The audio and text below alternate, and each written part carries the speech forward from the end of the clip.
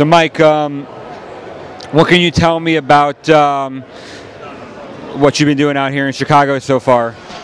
Well, so far I've just been working out, trying to get ready for the drills, working out with Cody Toppert, and then just trying to rest. We had a lot of media yesterday when I got in, but other than that, just working out when I can, resting when I can, getting a lot of fluid, so I'm ready to go tomorrow. What kind of opportunity does this NBA Combine represent for you? Very great opportunities to showcase what I can do. Obviously, I'm known as a shooter, but I want to come in and show that I can do more than that, just shoot. I can rebound, I can guard multiple positions. I'm a vocal leader. I bring energy to the team, and I just want to use that as an opportunity to show what I can do. What can you tell us about the reason you decided to leave Florida? Well, I thought it was just the right time. Obviously, with Coach Donovan leaving, I kind of had a sense that he was going to leave. But I talked to my family after the season, and they thought that this was the best time for me to move on and pursue my professional career. Did you have any idea at the time about where you might get picked? Did that play any role in your decision to leave? No, but I know I'm an NBA caliber player. And that's all I really need to know, and I just want an opportunity to show what I can do. Like I said, I'm very fortunate to be able to get invited to this, and I have the opportunity now, so I'm just going to try and make the most of it. What do you see your role being at the NBA level? Somebody that's a knockdown shooter that can guard multiple positions, somebody that's going to be a great team guy, great locker room guy, never going to mess up any defensive assignments. I'm always going to, handle my business off the court as well as on the court. And somebody that an organization is not going to have to worry about getting into problems off the court. How would you rate yourself as a defender right now? On a scale of 1 to 10, probably like an 8 or 9. Like I said, I think I can guard 1 through 3, and I know that's a very valuable asset to have in the NBA, especially at my size. I'm a little undersized for a 2 guard, but I have long arms, so I can challenge shots late. I'm quick enough to keep quicker guards in front of me, and then I'm faster than bigger guards, so that I can cut them off too. So just being able to show that while I'm here, I think it's going to be good for me and it's going to help me. Tell me about your shooting mechanics. A little bit unconventional, but it really has worked for you in your college career. What can you tell us about that?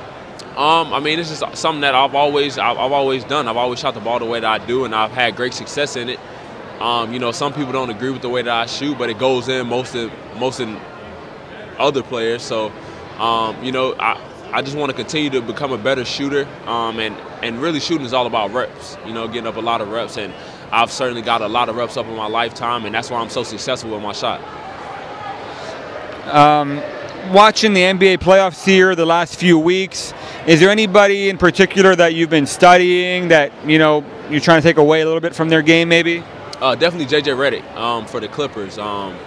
He's playing lights out right now, coming off screens, really using his shot fake to get 1-2 dribble pull-ups off and also make plays for his teammates. In the playoffs, the Clippers are really using him in a lot of horns action, having him come off flare screens and things like that, using him in pistol actions, things like that. So that's something that I've been working on, and that's something that I can see myself doing at the next level.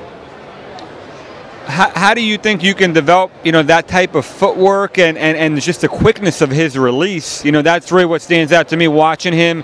He shoots it almost like as he's catching it. I think it's just a lot of practice, getting a lot of reps up, going game speed, which is what I do, working on the different types of footwork on different shots. That's all it is, really. It's things that I can do, things that I've practiced. So, it's nothing out of the ordinary for me to be able to do that.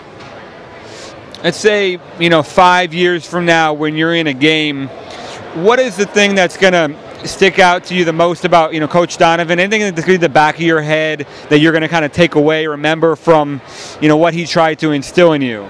Definitely he's a winner. He's a competitor. And he really instilled in me that you're going to have to sacrifice your own personal goals for the betterment of the team. And that's really something that I'm going to try and take to the organization that picks me. Just try and use that to give positive energy to the team and do whatever is best for the team. And that's something that he really instilled in me, that he's instilled in all his players. You know, winning is first, and winning is the only thing that matters. We hear people talking all the time about how important shooting is. You know, you being one of the best shooters in this draft, it still feels like, you know, even at the high school level, it's under-recruited. You weren't, you know, like a top 50 recruit. There wasn't a ton of buzz of you coming out, even though you were considered one of the best shooters in that class. You're one of the best shooters in this class, but there's still, you know, overlooked a little bit. Why do you think people take for granted, you know, that shooting element? You know what? I don't know the answer to that question. You know, it's a lost art in the game, and not a lot of people can shoot like I can. And I've put a career together in my college career. You know, the numbers speak for themselves. So, yeah, I've been overlooked, but it doesn't really bother me at all. It just adds more motivation. You know, certainly fuel to my fire. But like I said, you know, the combine, I've been blessed enough and fortunate enough to get invited to this, and it's time for me to showcase what I can do. If a team told you, Mike, your role on this team is to sit in the corner, make open shots, and then lock down on the other end of the floor, not turn it over, just make the extra pass, how would you feel about that? I mean, that's what I did in college for 3 years, so, you know, it wouldn't be anything out of the ordinary for me. As long as I can bring my strength to a team and it's a right fit, you know, that's all I ask for. How do you see the next 5-6 weeks playing out for you here?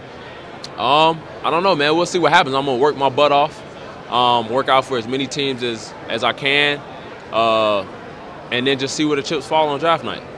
Thanks so much. Best of luck.